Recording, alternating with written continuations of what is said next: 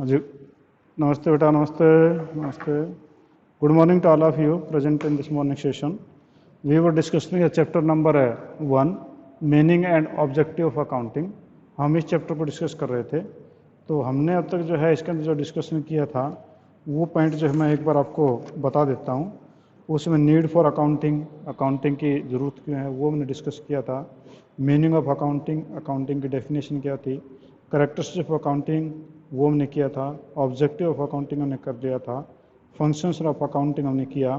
फिर distinction between book keeping, accounting and accountancy, और type और ब्रांच ऑफ अकाउंटिंग ये हमने किया था। अकाउंटिंग सोर्स ऑफ इंफॉर्मेशन के रूप में कैसे काम करता है। यूज़र ऑफ अकाउंटिंग इंफॉर्मेशन ये हो गया था। और कल हमने एडवांटेजेस ऑफ अकाउंटिंग किया था। आज हम करते हैं लिमिटेशन ऑफ अकाउंटिंग। लिमिटेशन का मतलब कमियाँ, कि अगर इतनी सारी यूजफुल थिंग्स हैं अकाउंटिंग में, then certainly there will be some limitations also. And what are that limitation, यानी उसकी कमी क्या है। यानी हर आदमी में कहीं ना कहीं कोई ना कोई कमी तो होती है। तो इसमें कौन सी कमी है। तो आपका कहता है कि फर्स्ट है इन्फ्लुएंस्ड बाय पर्सनल जजमेंट। तो पहली आपकी कमी है इन्फ्लुएंस्ड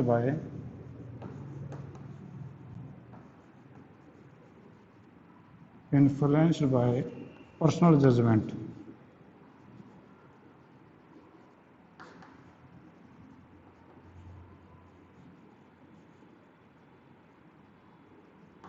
जजमेंट होता है अंदाजा, ठीक है। इन्फ्लुएंस्ड होता है प्रभावित होना, बाय पर्सनल यानी व्यक्ति के, यानी एक व्यक्ति के प्रभाव से भी जो है कुछ इन्फ्लुएंस इसके ऊपर पड़ जाता है, ठीक है। अब ये कहता है कि although we can say that accounting is a science.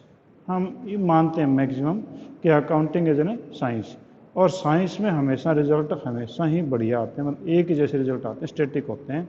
अगर आप लेबोरेटरी के अंदर अगर H2SO4 कॉपर को मिलाएंगे तो जो रिजल्ट आएगा वो कहीं पर भी कर लो सेम ही आएगा।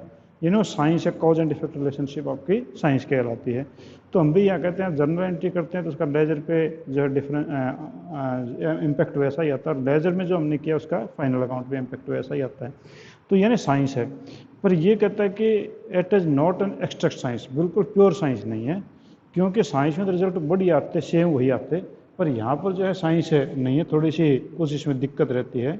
क्योंकि हमने कुछ ऐसी चीज़ें होती हैं जो अकाउंटेंट है या जो ओनर ऑफ द बिजनेस है उसका कुछ ना कुछ इन्फ्लुएंस अकाउंट तैयार करने पे होता है। जैसे कि आपने अगर यूँ कहें कि we are preparing the final account, and in preparing the final account we sell the goods on credit also, उधार पे माल भी बेचते हैं। And naturally some of the debtors are bad, उसमें से कुछ डेटर मर भी जाते हैं। कि उसे मान लो आपने जो है 1 लाख का माल बेचा तो हो सकता है उसमें 2,000 रुपये आपके मर जाएँ या 5,000 रुपये मर जाएँ। अब एक्चुअल मरेंगे तो पता चलेगा, पर हम अकाउंट उससे पहले तैयार करते हैं कि it is in a routine process that our 2% debtors are bad, but somewhere it is not necessary that 2% will be bad, maybe 100% recovery there. तो 100% रिकवरी भी हो सकती है। तो अब हमने ये किया कि हमारे 1 लाख में से 2,000 बैड डेट्स होंगे, पर नहीं हुए, तो आपका रिजल्ट तो और बेटर आ गया, जबकि आपने जो प्रॉफिट दिखाया वो तो कम दिखाया, क्योंकि उसमें पर्सनल जजमेंट था। और हो सकता है कि you maintain the bad debts at the rate of 2%, but the actual bad debts 10%। कोई एक बंदा 10,000 रुपये वाला मर गया, पैसे नहीं आए। इसका ये हुआ कि आपका जो है यहाँ पर एक पर्सनल जजमेंट काम करता है कि वहाँ पर आप कितना अंदाज़ा लगाते हैं कितना लॉस हो सकता है, कितना प्रॉफिट हो सकता है। Same thing is also there, कि अगर मान लो कि आप जो डेप्रिसिएशन जो करते हैं वो एक जो अकाउंटेंट है उसने तो डेप्रिसिएशन चार्ज कर लिया फिक्स्ड मेथड पे। जब डेप्रिसिएशन चैप्टर आएगा तब बताऊंगा मैं वो फिक्स्ड मेथड क्या होता है। और एक मेथड होता है वो आपका रिड्यूसिंग मेथड। इन दोनों के अंदर जो है सेकंड ईयर से काफ़ी डिफरेंस स्टार्ट हो जाता है।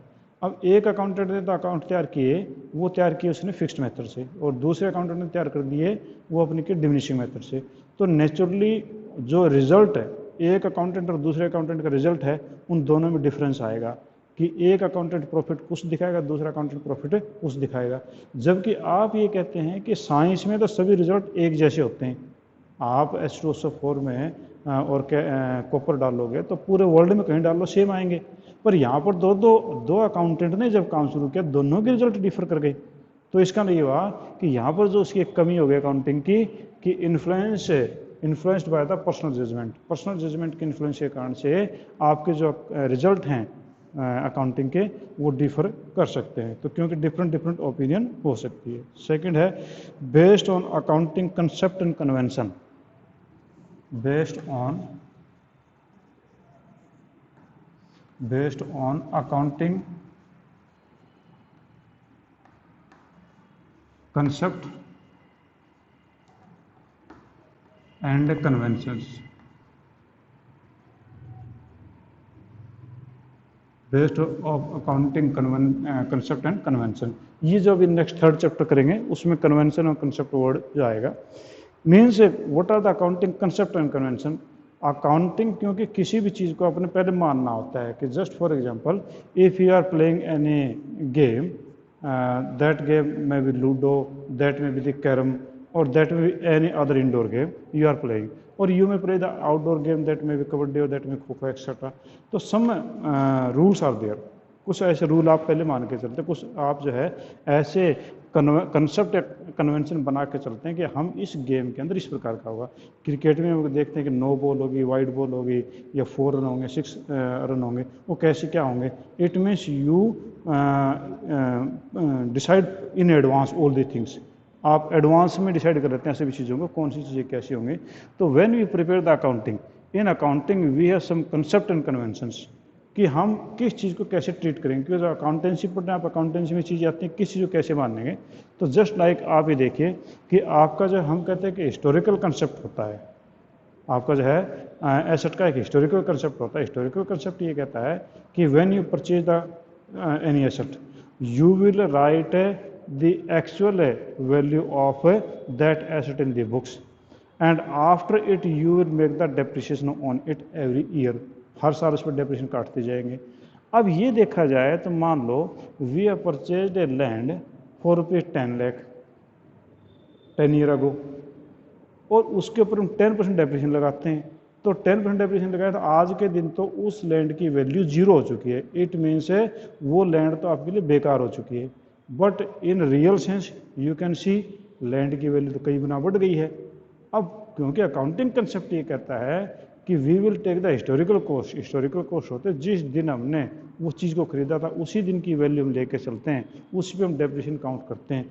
तो ये चीज़ें जो है वो कहता है कि ये चीज़ें सेम नहीं रहती हैं, ये चीज़ें आपकी गलत हैं। ठीक है, तो आपकी यहाँ पर जो है हिस्टोरिकल कॉस्ट जो कंसेप्ट है वो काफ़ी चीज़ें जो गड़बड़ कर देता है। तो कहता है कि ऐसे कुछ और भी कंसेप्ट हैं जो कि यहाँ पर लागू होते हैं, पर उससे अकाउंटिंग के रिजल्ट गलत हो जाते हैं। हम कहते हैं कि हमारा बिजनेस लॉस में, जबकि हमारी एसेट अगर देखें लैंड को अगर शामिल कर लें तो हमारा बिजनेस तो बहुत ज़्यादा प्रॉफिट में है, क्योंकि मार्केट वैल्यू लैंड की बदलती रहती है, बिल्डिंग की बदलती रहती है, पर हम हिस्टोरिकल कंसेप्ट के आधार पर हम एंट्रीज करते हैं, जिस कारण से गड़बड़ रहती है। आज थर्ड जो लिमिटेशन है वो थर्ड लिमिटेशन आपके पास में incomplete information.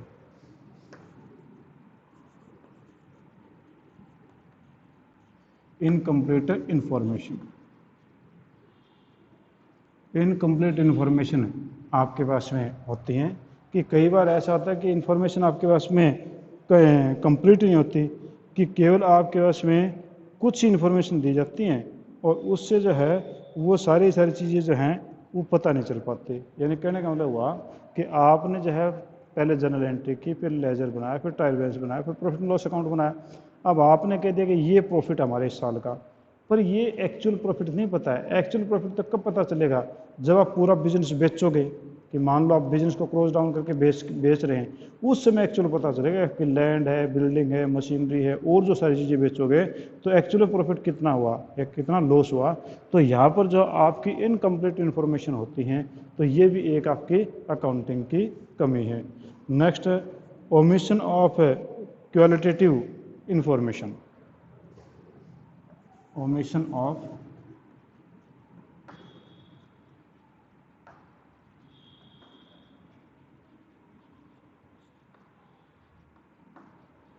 qualitative information,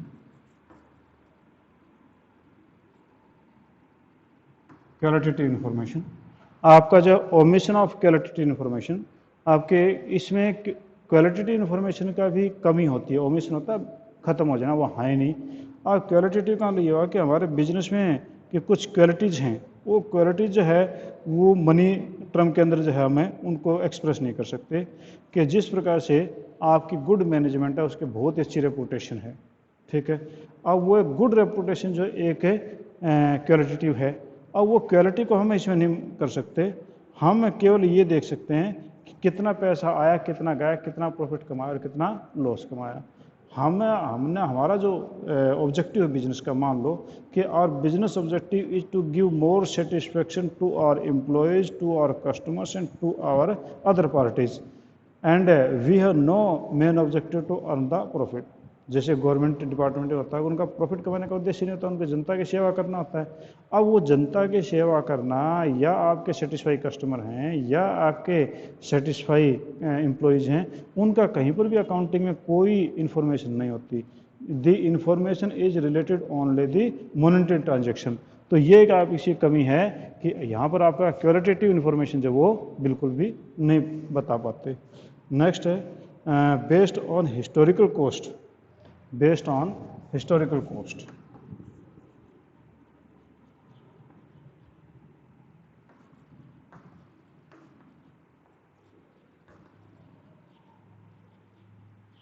historical cost पे बेस्ड होना।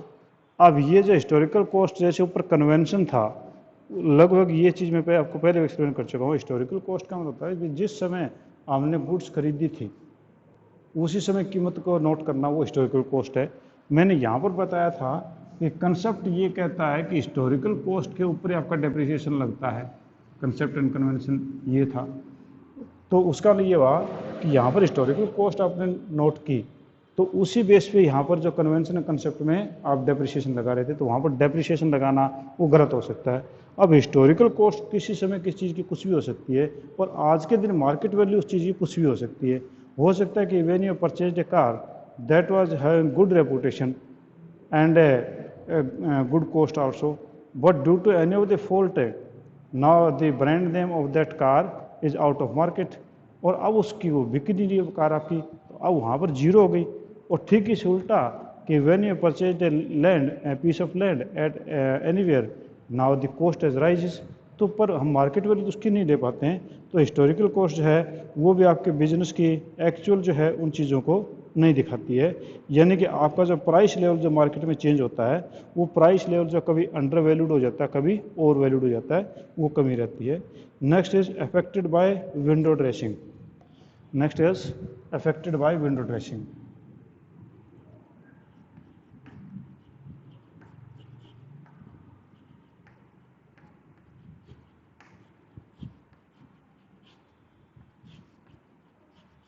अफेक्टेड बाय विंडो ड्रेसिंग, कि विंडो ड्रेसिंग से अफेक्ट रहती है। अब विंडो ड्रेसिंग का मतलब क्या, आप सोचोगे वो नया वर्ड पता नहीं कहाँ से आ गया। विंडो ड्रेसिंग का एक्चुअल मीनिंग होता है झूठा दिखावा, ठीक है ना। तो विंडो ड्रेसिंग है, अगर जैसे मैं आप नॉर्मल वर्ड में लें कि अगर आप किसी मकान के पास से गुजरते, वहाँ देखो कि उनकी खिड़कियों के ऊपर बहुत ही बढ़िया चित्रकारी की हुई है, बड़े बढ़िया उसमें उन्होंने पर्दे लगा रखे हैं, अंदर देखने से शीशे बहुत बढ़िया लगे हुए, तो वो बाहर से तो मकान बहुत बढ़िया लगता है, पर अंदर जाके देखो तो मकान टूटा फूटा हुआ है या अंदर उसके कुछ भी नहीं है। तो इसका ना क्या कि विंडो ड्रेसिंग तो उन्होंने जो सजावट कर रखी है वो तो बहुत बढ़िया कर रखी है। तो विंडो ड्रेसिंग का अगर झूठा दिखावा करना है या सजावट करना, तो आपके अकाउंटिंग में भी जो है विंडो ड्रेसिंग काफ़ी अच्छी हो सकती है। अब आप ये कहेंगे जी विंडो ड्रेसिंग का मतलब यहाँ पर क्या हुआ। अब अकाउंटिंग में विंडो ड्रेसिंग का होता है कि बहुत ज़्यादा एसेट की वैल्यू दिखा देना, बहुत ज़्यादा प्रॉफिट दिखा देना, इसका मतलब विंडो ड्रेसिंग बहुत बढ़िया है। अगर नेगेटिव सेंस में लें कि बिजनेस के अंदर एसेट्स की वैल्यू काफ़ी कम दिखा दें या लायबिलिटीज़ की वैल्यू काफ़ी ज़्यादा दिखा दें, तो आपकी विंडो ड्रेसिंग नेगेटिव सेंस में हो गई। यानी जो एक्चुअल चीज़ है वो नहीं दिखा पाते। कई बार क्या होता है कि जैसे कि हमने जो है माल खरीदा था, मान लो 31 मार्च को, 31 मार्च को माल खरीदा था और हमने अपने बिजनेस का प्रॉफिट ज़्यादा दिखाना है। अब माल खरीदा तो एक्सपेंस हो गया, मान लो हमने माल खरीदा 10 लाख रुपीज़ का, अगर 31 मार्च को 10 लाख का माल हमने खरीदा तो 10 lakh is our expense, but we show this purchase on the next day, means on 1 April. 1 अप्रैल को जब हमारा नया सेशन स्टार्ट होगा या नया फाइनेंशियल ईयर स्टार्ट होगा तो उसमें दिखा दिया। तो इधर हमारा एक दिन के चक्कर में आपका जो बैलेंस शीट है या आपका प्रॉफिट एंड लॉस अकाउंट है उसकी विंडो ड्रेसिंग बहुत बढ़िया हो गई, यानी काफ़ी बढ़िया प्रॉफिट दिखाई देगा। इसके अगेंस्ट अगर आपने 1 अप्रैल को माल खरीदा और उसको आपने जानबूझ के पिछले साल में दिखा दिया तो पिछले साल का प्रॉफिट आपका काफ़ी डाउन दिखाई देगा। इस कारण यहाँ पर विंडो ड्रेसिंग पॉसिबल हो सकती है। तो ये भी आपकी विंडो ड्रेसिंग जो है वो भी एक इसकी कमी है। Next and last, unsuitable for forecasting. Unsuitable for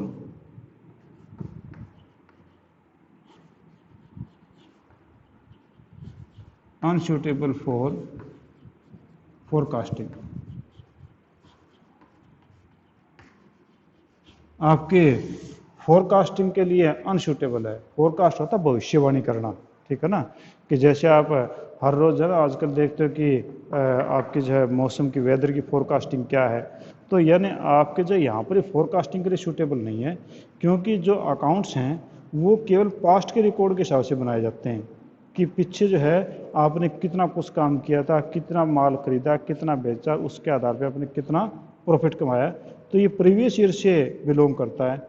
और क्योंकि आपके जो है हर बार जो है वो आपके प्रोडक्ट्स के रेट बढ़ते रहते हैं, आपके कंपीटेटर बढ़ते रहते हैं, आपके गवर्नमेंट पॉलिसीज भी चेंज होती रहती हैं, तो यहाँ पर आप फोरकास्ट नहीं कर सकते कि मान लो कि ये कहते हैं ना कि हमने जो है 2010 के अंदर जो प्रॉफिट कमाया था वो हमने कमाया था 40,000, फिर 11 में हमने कमा लिया जी 50,000, फिर 12 में कमा लिया जी हमने 60,000, फिर हमने 13 में कमा लिया जी 70,000, 14 में कमा लिया जी हमने 80,000।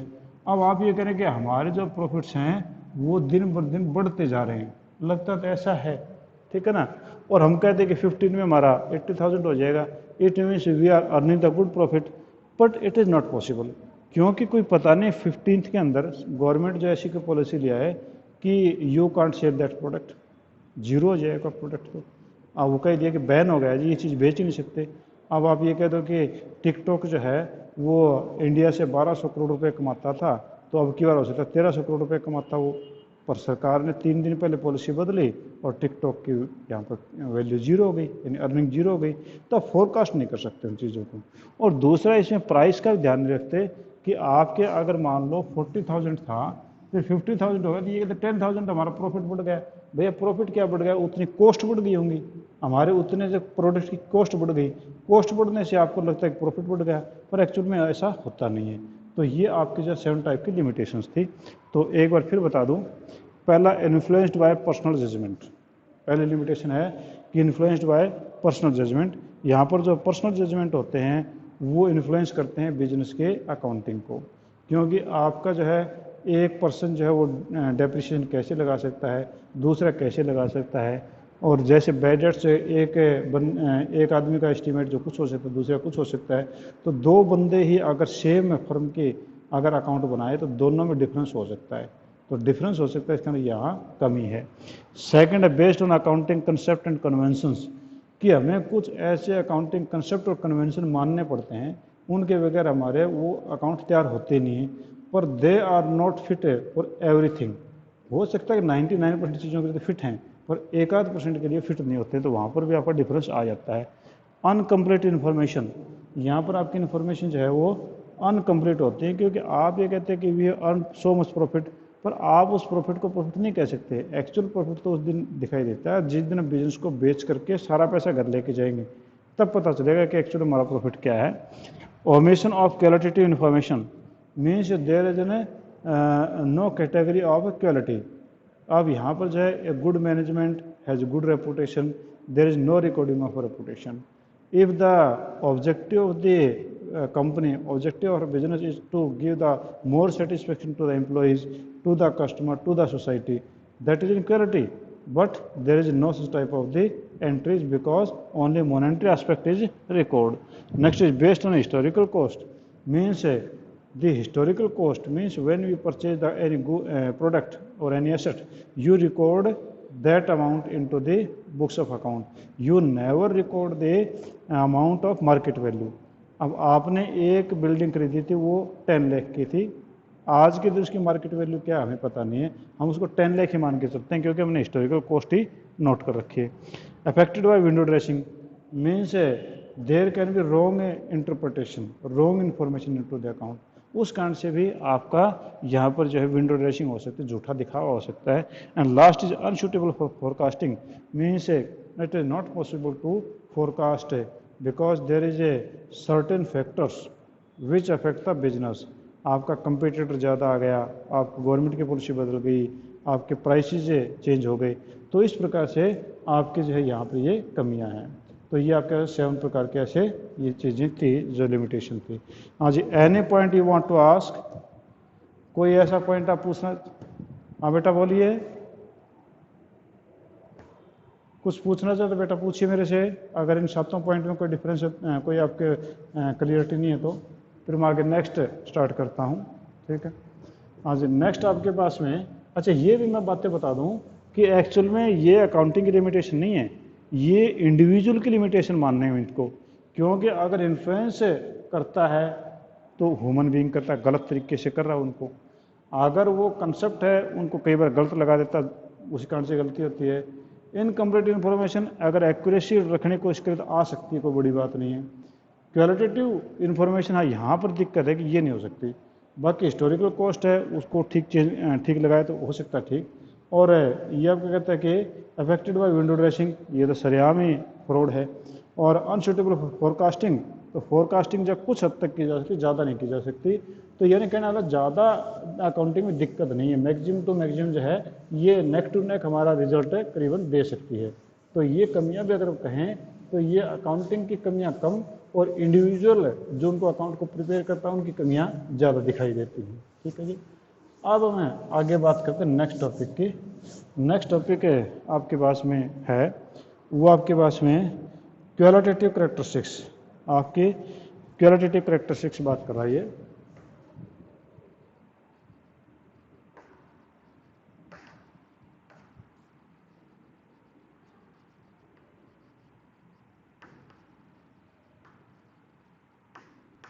क्वालिटेटिव करेक्टरिस्टिक्स, आपकी अकाउंट में क्वालिटी अगर बनानी है, अगर आप अकाउंट के अंदर जो है अगर ये कहें कि उसमें क्वालिटी किस प्रकार से होनी चाहिए, क्या उसमें क्वालिटी है या नहीं है, तो पहले तो आपके अकाउंट की जो भी क्वालिटी है उसके बारे में कहता है कि आपने इन चीज़ों को जो फॉलो करना चाहिए। ये जो डेफिनेशन बोला है कि accounting information should be prepared and presented in such a way that it is able to depict a clear and orderly view of business enterprise. Depict होता है दर्शाना या किसी चीज़ को शो करना, तो वो जो है क्लियर और ऑर्डरली व्यू जो है बिजनेस का दिखाना चाहिए। Following characteristics of information take it more useful for the users, कि एक यूज़र के लिए ये चीज़ें जो है बड़ी महत्व रखती हैं। These are more take the importance. कौन सी? पहला रिलायबिलिटी, फर्स्ट इज रिलायबिलिटी। हम इसके ऊपर दोनों एंगल से बात करेंगे। फर्स्ट इज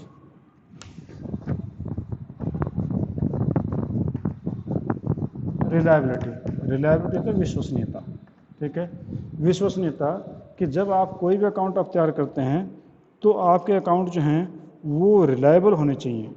रिलायबल जिस पे आपका जो भी यूज़र है, चाहे वो ओनर है, चाहे आपके मैनेजमेंट है, चाहे आपका क्रेडिटर है, चाहे आपका डेटर है, चाहे आपका बैंक इंस्टीट्यूशन है, चाहे आपके पब्लिक है, चाहे गवर्नमेंट है, वो जो है रिलायबिलिटी चाहता है। मीन्स आप जो भी अकाउंट में तैयार करें वो रिलायबल होना चाहिए। रिलायबल कैसे होगा?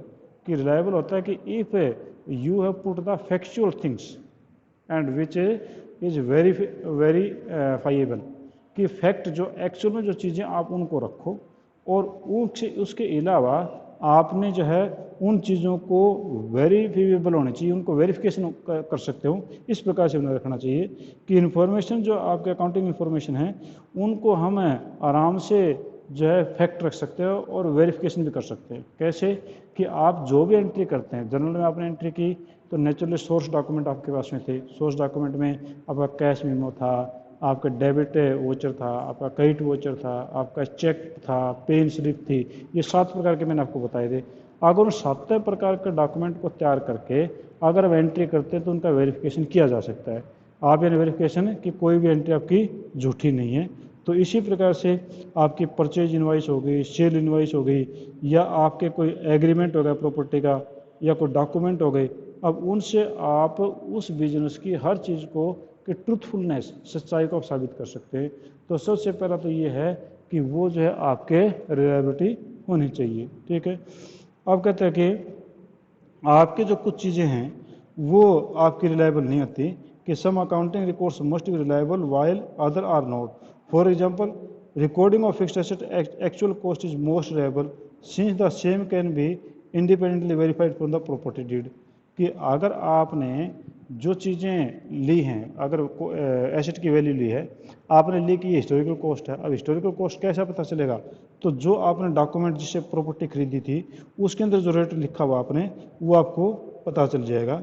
अब इसी प्रकार से जो डेप्रिसिएशन है, वो डेप्रिसिएशन जो है हम उसका ज़्यादातर अंदाज़ा नहीं लगा सकते, क्योंकि हम एसेट की वैल्यू एज जो है वो नॉर्मली मान के चलते हैं कि उसकी 5 साल 10 साल या 20 साल जो भी मानते हैं, पर ज़रूरी तो नहीं कि वो उतने दिन चलेगी, वो कम या ज़्यादा भी चल सकती है। तो पहली बात तो ये कि आपकी रिलायबिलिटी होनी चाहिए। क्वालिटेटिव करेक्टरिस्टिक्स में देखें तो सबसे पहले आपकी रिलायबिलिटी का होना ज़रूरी है, और रिलायबिलिटी जब हो गई when the documents are factual and verifiable, कि वो वेरीफाई भी कर सकें और वो एक्चुअल डॉक्यूमेंट होने भी चाहिए। और उसके लिए आपका फैक्चुअल या वेरीफाइबल जो होगा, तो वो आपके जो सोर्स ऑफ डॉक्यूमेंट हैं उनके आधार पे, या जो एग्रीमेंट हैं, या जो आपके रजिस्ट्री की हुई चीज़ें हैं उनकी पोस्टों पे हो सकता है। दूसरा आपके पास में रेलेवेंस।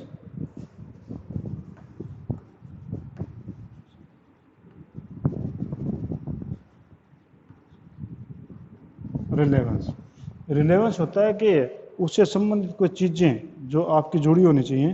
तो ये कहता है कि accounting information depict by the financial statement must be relevant of the objective of the enterprise. कि आपके जो है जो ऑब्जेक्टिव बिजनेस का उससे रिलेवेंट होनी चाहिए, कि आपकी जितनी भी इंफॉर्मेशन है वो बिना काम की इंफॉर्मेशन नहीं होनी चाहिए। जिस प्रकार से कि आपके जो यूज़र्स हैं उन यूज़र को क्या चाहिए वैसी इन्फॉर्मेशन आपके अकाउंट में होनी चाहिए। आपके जैसे कि क्रेडिटर्स हैं, आपके इन्वेस्टर्स हैं, इन लोगों को ये देखना होता है कि भैया आपके यहाँ पर कितना पैसा है, तो वो आपके प्रॉफिट एंड लॉस अकाउंट में या कैश फ्लो स्टेटमेंट या फंड फ्लो स्टेटमेंट में क्लियर जो है दिखाई देना चाहिए। और इसी प्रकार से आपकी अगर डिविडेंड पॉलिसी है, कि पिछले साल की आपकी डिविडेंड की पॉलिसी से किस प्रकार की थी, कितना डिविडेंड आपने डिक्लेयर किया था और किन फैक्ट के बेस पे किया था, तो यानी आपने वो लिखा तो उसमें रिलेवेंसी आपकी होती है। ठीक है जी।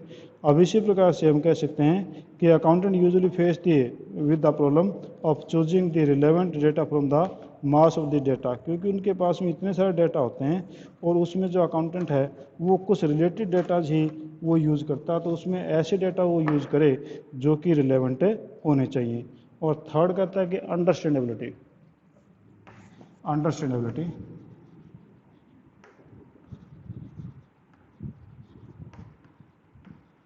अंडरस्टैंडेबिलिटी का मतलब होता है समझ पाना।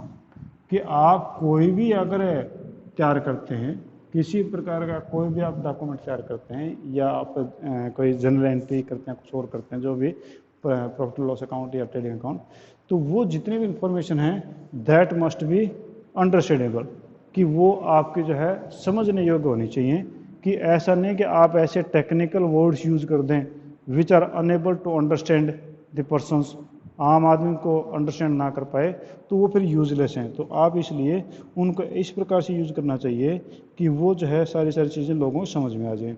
अगर कुछ एक्स्ट्रा इन्फॉर्मेशन है तो आपके प्रॉफिट लॉस अकाउंट बनाते हो उसे नीचे नोट्स के रूप में लिख दो, जैसे आप हर सब्जेक्ट में नोट्स बनाते हैं नीचे वर्किंग नोट के रूप में, तो वो इन्फॉर्मेशन नीचे नोट्स के रूप में या कुछ वो कंटीजेंसीज के रूप में उनको आप दिखा सकते हैं। तो अंडरस्टैंडेबिलिटी भी जरूरी है। नेक्स्ट है कंपेरेबिलिटी। कंपेरेबिलिटी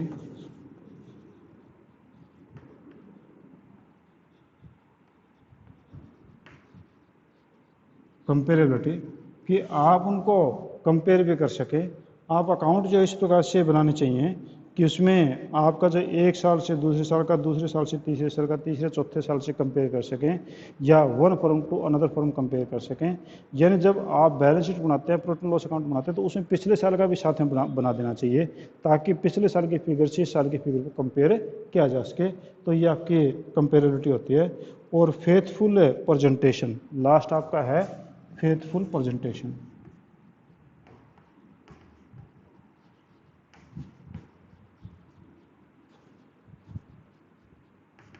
फेथफुल प्रेजेंटेशन कि आप के जो प्रेजेंटेशन करते हैं वो फेथफुल होना चाहिए, यानी वो एकदम से सच्चा होना चाहिए, उसमें ये ना हो कि प्रेजेंटेशन आप जो कर रहे हो वो गलत ना हो। यानी कि financial statement are required to show the true and fair view of profitability, financial position and cash flow of an enterprise, application of appropriate accounting standards. ये कहता है कि आपके जितने भी चीज़ें हैं वो किसी न किसी चीज़ के बेस्ड पे आपकी फेथफुल होनी चाहिए, यानी ट्रू एंड फेयर होना चाहिए, कोई ऐसी चीज़ ना हो जो उसमें छुपी रह जाए। ठीक है जी। तो ये आपके 5 प्रकार की ऐसी थी जो क्वालिटेटिव कैरेक्टरिस्टिक्स हैं जो कि आपने मेंटेन रखनी चाहिए जब भी आप अकाउंट बनाते हैं। तो उसमें इन चीज़ों पे आपका जो यूज़र जो है उसको ज़रूरत होती है, तो ये चीज़ आप ज़रूर ध्यान में रखें। रिलायबिलिटी, विश्वसनीय होना चाहिए, झूठे नहीं होने चाहिए। रिलेवेंस, बिना काम की बातें उसमें नहीं होनी चाहिए, जो रिलेवेंट चीज़ें वही लिखनी चाहिए। अंडरस्टैंडेबिलिटी, इतने अंडरस्टैंडेबल होने चाहिए कि हर कोई आदमी उनको समझ सकें। कंपेरेबिलिटी होनी चाहिए उनमें कि एक आदमी को पिछले साल की फिगर्स भी मिलनी चाहिए।